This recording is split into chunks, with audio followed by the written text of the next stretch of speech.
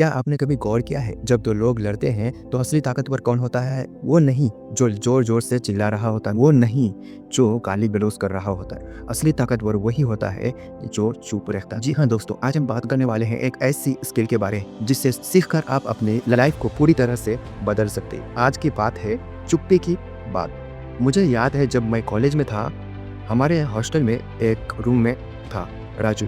बहुत प्यारा लड़का था, लेकिन एक दिक्कत थी, उसे हर बात पर रिएक्ट करने की आदत। कोई कुछ बोलता वो फौरन जवाब देता। क्लास में, दोस्तों के बीच, हर जगह। एक दिन कैंटीन में एक लड़के ने उसकी बर्थडे पर मजाक उड़ा दिया। राजू को बहुत बुरा लगा और उसने क्या किया, उसने फौरन एक और जवाब दिया। फिर सामने वाले ने और तीखा जवाब दिया। यह सिलसिला चलता रहा और देखते ही देखते एक मामूली सी बात पर ऐसी लड़ाई शुरू हो गई कि दोनों के बीच दोस्ती ही खत्म हो गई। उस दिन मैंने सोचा काश राजू उस दिन चुप रहता, क्योंकि उस एक दिन की चुप्पी उसकी पूरी कॉलेज लाइफ की एक दोस्ती को बचा सकती थी। यह सिर्फ एक कहानी नहीं, यह हम में से हर किसी के साथ रोज होता है। ऑफिस में, फैमिली में, दोस्तों के बीच। हमें लगता है कि अगर हमने जवाब नहीं दिया तो लोग हमें कमजोर समझेंगे, हमारी इज्जत चली जाएगी। लेकिन सच्चाई इसकी उलट है। आज आप चुप रहते हैं तो आप सामने वाले को यह मौका नहीं देते कि वो आपको और नीचा दिखाए। आप उसके गुस्से का ईंधन ही खत्म कर देते हैं। तो सवाल ये उठता है, इस चुप्पी की ताकत को हम अपनी रोजमर्रा की जिंदगी में कैसे इस्तेमाल करें? इसे हम 3 बड़े हिस्से में साझा करेंगे और तीनों हिस्सों में हम एक रियल लाइफ एग्जाम्पल के साथ बात करेंगे। तो पहला हिस्सा है महाराज। जब कोई आपको उकसाए तो नो रिएक्शन का जादू चलाएं। सबसे पहली बात और जरूरी बात, जब कोई जानबूझकर आपको गुस्सा दिलाने की कोशिश कर रहा हो तो क्या करें? इसको हम एक रियल लाइफ एग्जांपल के साथ समझते। मेरे ऑफिस में एक सीनियर थे, वो अक्सर नए लोगों पर चिल्लाते रहते थे। एक दिन मेरे सामने ही उन्होंने एक नए जूनियर अमन को याना वजह डांटना शुरू कर दिया। बात बात पर उसकी बेइज्जती करे। मैं देख रहा था, अमन का चेहरा लाल हो रहा था, वो गुस्से से भर रहा था। मुझे लगा वह अब जवाब देगा, लेकिन अमन ने कुछ अलग किया। उसने एक गहरी सांस ली, अपनी कुर्सी पर सीधा बैठा और जब उस सीनियर ने उससे सवाल किया, तुम्हें कुछ कहना है? तो अमन ने बिल्कुल शांत होकर जवाब दिया, जी सर, मैं आपकी बात सुन रहा हूँ, आप आगे बताइए। ये सुनकर वो सीनियर हैरान रह गया।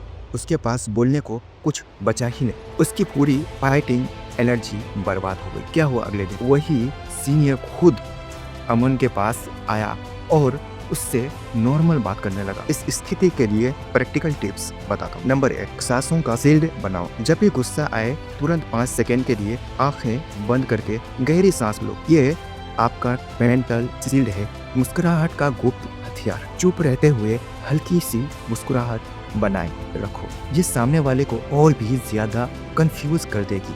नंबर 3, टाइम आउट लो। अगर बहुत ज्यादा प्रेशर हो तो बस कह दो, क्या मैं थोड़ी देर बाद आपसे बात कर सकता हूँ, और वहाँ से चले जाओ। जब कोई दुखी हो तो बस सुनने की ताकत दिखाए।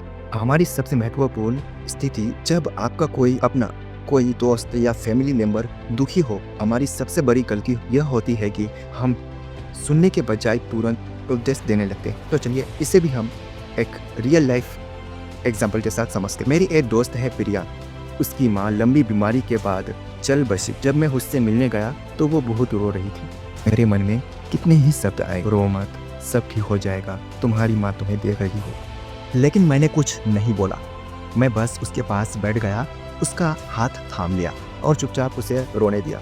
करीब 20 मिनट बाद जब उसका रोना कम हुआ तो उसने खुद कहा, तुम्हारा बस यहाँ बैठे रहना हजारों बातों से ज्यादा कीमती था। तुम्हें पता है, तुम्हारी ये चुप्पी मेरे लिए एक सहारा बन गई। उस दिन मैंने सीखा कि कभी कभी सबसे बड़ा जवाब बिना कुछ बोले बस साथ देना होता। इस स्थिति के लिए प्रैक्टिकल टिप्स जानते हैं। 3 प्रैक्टिकल टिप्स है। नंबर 1, आंखों से बोलो। सामने वाले की आंखों में देखो, अपनी बॉडी लैंग्वेज ओपन रखो। ये बिना बोले कह देता है, मैं तुम्हारे साथ हूँ। नंबर 2, बीच बीच में सिर हिलाते रहो, हम या आगे बताओ जैसे शब्द बोल। इससे सामने वाले को लगेगा कि आप सच में सुन रहे हो। नंबर 3, सलाह पर बैल लगाओ जब तक सामने वाला ना कहे क्या तुम्हारे पास कोई सलाह है, तब तक कोई सलाह मत दो। अब आता है हमारा तीसरा भाग। इसे भी हम रियल लाइफ एग्जाम्पल के साथ समझेंगे। जब बातचीत या सौदेबाजी हो तो चुप्पी को अपना सबसे बड़ा हथियार बनाएं। तीसरी सबसे पावरफुल स्थिति हमारी ये है जब आप कोई डील कर रहे हो, नौकरी की सैलरी डिस्कस कर रहे हो या कोई महत्वपूर्ण बातचीत कर रहे हो। यहाँ पर चुप्पी एक साइकोलॉजिकल वेपन बन सकती है। इससे भी हम एक बिजनेस ओरिएंटेड उदाहरण के साथ समझेंगे। मैंने एक छोटी कंपनी में काम किया था। हमें एक बड़े क्लाइंट के साथ प्रोजेक्ट और बातचीत करनी थी।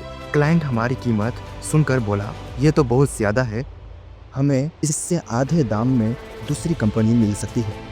तो मेरे बॉस ने क्या किया, उन्होंने घबराकर जल्दी में अपनी कीमत कम करने की ऑफर नहीं दी। उन्होंने बस चुप रहना चुना।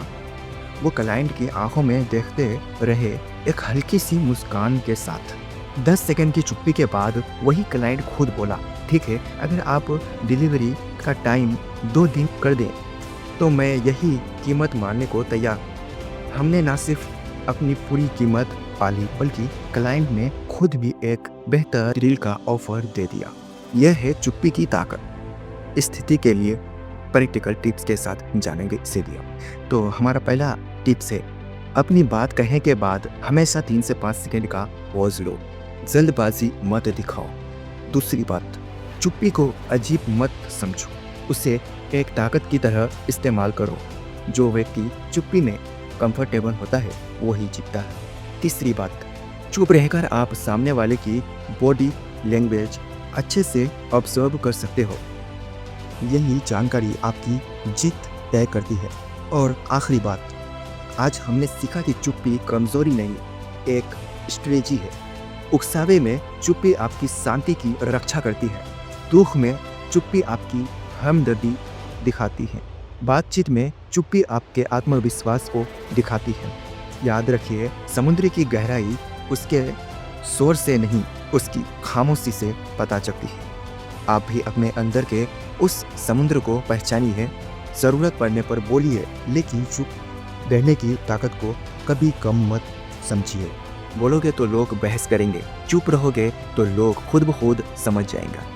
अपनी ताकत को पहचानो। और वीडियो कैसी लगी लाइक कमेंट करके बताओ।